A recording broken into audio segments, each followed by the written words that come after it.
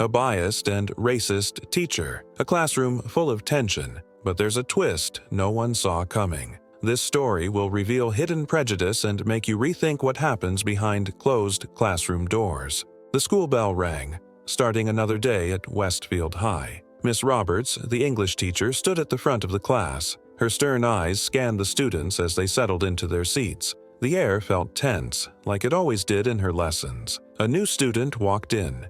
Jasmine King entered, her backpack on one shoulder. The students turned to look at her, some curious, others wary. Miss Roberts' lips pressed into a thin line as she watched Jasmine find an empty desk. "Well, well," Miss Roberts said, her voice fake and sweet. "It seems we have a new student. I hope you can keep up with our rigorous lessons." The way she said rigorous made her doubts clear.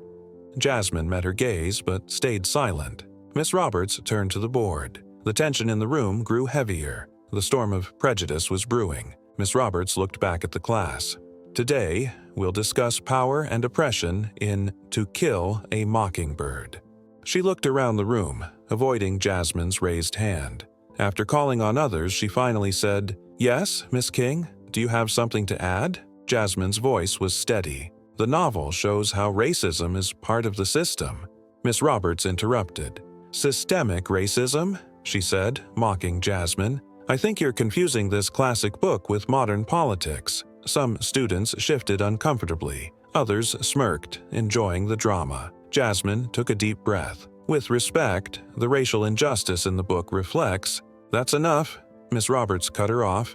"Maybe you should stick to what's written in the book instead of adding your own ideas." The air grew heavy. Jasmine clenched her jaw but said nothing. Her quiet defiance unsettled Miss Roberts. The teacher ignored Jasmine for the rest of the lesson, refusing to call on her even when her hand was raised. The message was clear. Jasmine's voice wasn't welcome. Some students exchanged worried looks, others smirked, encouraged by the teacher's behavior. Jasmine's frustration was clear, but she stayed calm. She wrote notes carefully, a small act of resistance. She wouldn't let herself be silenced. Near the end of class, Miss Roberts announced a group project. "I'll assign the groups to make sure no one feels out of place." The comment hung in the air. Jasmine's eyes narrowed. She saw it as the challenge it was. As the bell rang, students packed up. Jasmine stayed calm as she gathered her things. "Miss King, a word," Miss Roberts called out. Jasmine turned, her expression neutral. "Yes, Miss Roberts."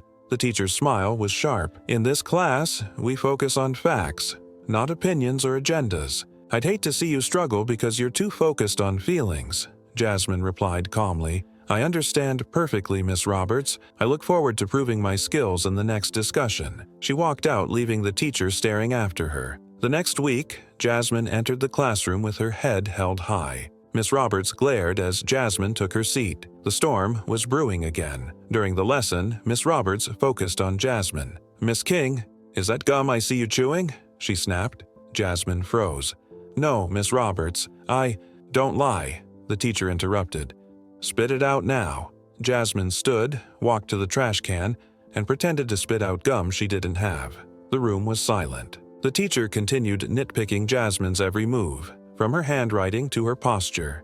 "Sit up straight, Miss King. This isn't a casual hangout." Jasmine's frustration grew, but she stayed composed.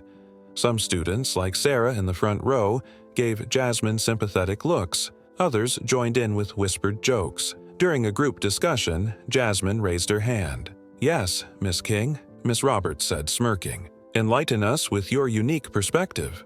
Jasmine began speaking, but Miss Roberts interrupted. "Could you enunciate more clearly? Not everyone can understand certain dialects." The classroom gasped. Jasmine's eyes widened. The racism, once hidden, was now out in the open. The bell rang, ending the class. "Miss King, stay after," Miss Roberts called out. Jasmine approached the desk, keeping her face calm.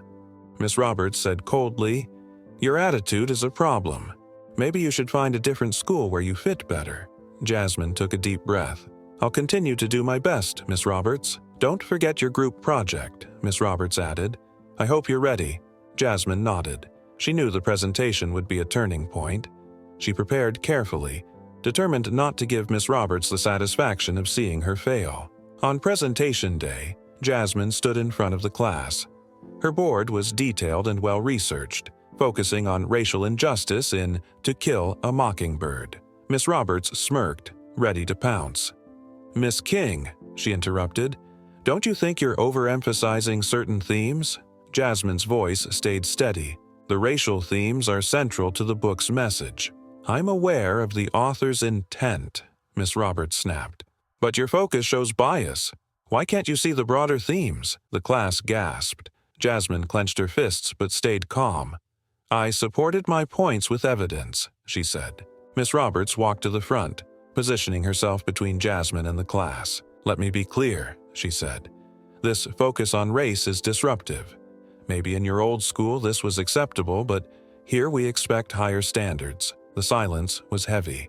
Jasmine's composure cracked slightly. "The racial themes are as important now as they were when the book was written." "Enough," Miss Roberts snapped. "Sit down."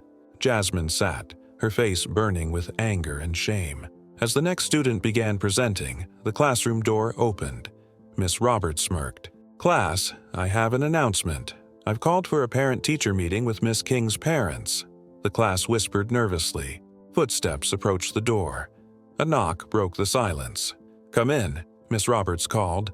A tall man in a crisp suit entered. The students murmured, recognizing Mr. King, the school principal. Jasmine's eyes widened in surprise and relief. Mr. King's gaze swept the room, landing briefly on Jasmine before turning to Miss Roberts.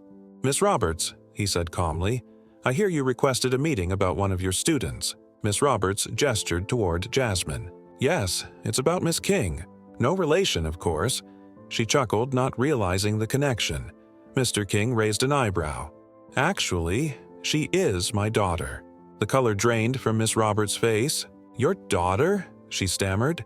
"Yes," Mr. King said firmly, "and I've been listening carefully to your comments about her." Miss Roberts tried to explain, but Mr. King cut her off. "Your actions show clear prejudice. We'll discuss this further. For now, I'll take over your class." Miss Roberts left, her confidence shattered. Mr. King addressed the students. "Education is about respect and learning from each other. Discrimination has no place here." The students nodded. Jasmine felt a weight lift from her shoulders. Change had begun, and she was part of it.